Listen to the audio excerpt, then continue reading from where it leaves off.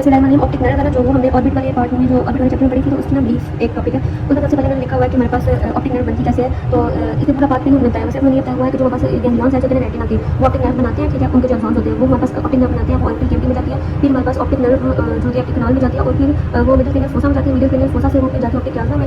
Optic क्लाज्मा की location बताई हुई है कि वो हमारे पास किधर है, at junction of anterior wall floor third ventricle. और फिर हमारे पास आ जाएगा कि ऑप्टिक नर्व की ओवरऑल हमारे पास फिर ऑप्टिक क्लाज्मा में डिकोसेट करती है और वगैरह वगैरह। ये सारी बातें ना हमने उसमें की थी दूसरे वाले चैप्टर में। सबसे पहले 4 सेंटीमीटर लॉन्ग है, जिसमें से 25 मिलीमीटर इसका इंट्राऑर्बिटल पार्ट है, 5 मिलीमीटर इसका इंट्राकैनालिकुलर पार्ट है, 10 मिलीमीटर इसका इंट्राक्रैनियल पार्ट है। सबसे लंबा इसका इंट्राऑर्बिटल पार्ट है, सबसे छोटा इंट्राकैनालिकुलर, मतलब ये पार्ट जिससे वो ब्रेन में जाती है। अच्छा, उसके बाद हमारे पास ये बात हुई है कि 1.2 मिलियन माइक्रोमेटिक फाइबर जो होते हैं वो ऑप्टिक नर्व बनाते हैं, जिनमें से 53% हमारे पास नर्व फाइबर्स होते हैं वो डिकोसेट करते हैं और ऑप्टिक क्लाज्मा में, और बाकी नहीं करते। अब यहाँ पर देखो हमारे पास नेजल फाइबर्स थे जो मीडियम थे, और ये टेम्पोरल फाइबर्स थे। नेजल फाइबर्स ने डिकोसेट किया था, लेकिन टेम्पोरल फाइबर्स ने डिकोसेट नहीं किया, सीधे सीधे गए हैं वो लोग, ठीक है। अच्छा, उसके अलावा हमारे पास यहाँ पर क्लिनिकल स्टेज 119 के ऊपर और बाकी चीज़ें भी दी हुई हैं। यहाँ पर इन्होंने बात बताई है कि जो ऑप्टिक नर्व है वो हमारे पास जो है वो उसको पियर्स करती है सेंट्रल रेटिनल आर्टरी और वेन, ठीक है। 1.2 सेंटीमीटर बिहाइंड आई वाल, ये हमारे पास आई वाल है, इसके 1.2 सेंटीमीटर पीछे हमारे पास ये आर्टरी रेटिनल आर्टरी और वेन जो है ना इसमें इसको पियर्स करती है ऑप्टिक नर्व को, उसको पियर्स करके जो है वो जाती है अंदर, ठीक है बात। और इस optic nerve is surrounded by meninges and CSF, इसके पास ग्लैंड सेल्स होते हैं लेकिन स्मॉल सेल्स नहीं होते, रीजनरेट नहीं कर सकता, ठीक है। अच्छा, ये रीजनरेट वाली बात आ गई। उसके बाद न्यूरल लेवल शीट नहीं होती ऑप्टिक नर्व के ऊपर, और इसकी वजह से ना इसको हम ट्रैक बोलते हैं, ये एक स्पेसिफिकली इसको हम नर्व का नाम नहीं देते। उसके बाद इसके रिलेशंस देखते हैं हमने, तो रिलेशंस विधि से कुछ है। इधर at the apex of orbit the nerve is closely surrounded by recti muscles, ठीक है। जैसे कि मैंने पहले सिलियरी गैंग्लियन में पढ़ा था कि सिलियरी गैंग्लियन जो होता है वो अंदर ऐसा होता है, ठीक है। और फिर हमारे पास जो ऑप्टिक,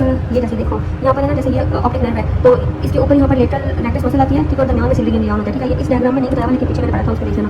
और फिर हमारे पास आ जाएगा कि फिर हमारे पास अगली बात है कि सिलियरी गैंग्लियन और सेंट्रल रेटिनल आर्टरी और वेन जो है इसको पीस करके बात बता दी, दोनों पार्ट्स हो गए। तीसरा रिलेशन है इसका कि cross superior by ophthalmic artery, nasociliary nerve and superior ophthalmic vein. अब ये हमारे पास जो आ रही है ना, ये वाली, ठीक है, ये हमारे पास व्हाइट वाली जो है ये सारी क्या है, हमारे पास ऑप्टिक नर्व है, ठीक होगी बात। और ऑप्टिक नर्व को सुपीरियर ऑप्थेल्मिक आर्टरी जो थी वो हमारे पास इसको पीस कर रही है। तो ये देखो ये ऑप्थेल्मिक आर्टरी है ना, ठीक है, तो ये इसके सुपीरियर ही लाइक आ रही है, ठीक है, इसके ऊपर से होकर गुजर रही होती है। इसी तरह हमारे पास जो सुपीरियर ऑप्थेल्मिक वेन है, ये देखो ये हमारे पास ऑप्टिक नर्व है, और ये सुपीरियर ऑप्थेल्मिक वेन इसकी सुपीरियर है। इसी तरह मेसोसिलियरी वेन का भी रिलेशन होगा। फिर हमारे पास इसका चौथा पॉइंट है कि optic nerve is crossed inferiorly by nerve to rectus medius, ये भी ऐसे करने वाली है। और नियर द आई वाल the nerve is surrounded by fat containing ciliary vessels and nerves, वही बात होगी कि सिलियरी वेसल्स और नर्व्स जो होते हैं उन्होंने जो है ऑप्टिक नर्व पर से किया होता है, पियर्स किए होते हैं, बस।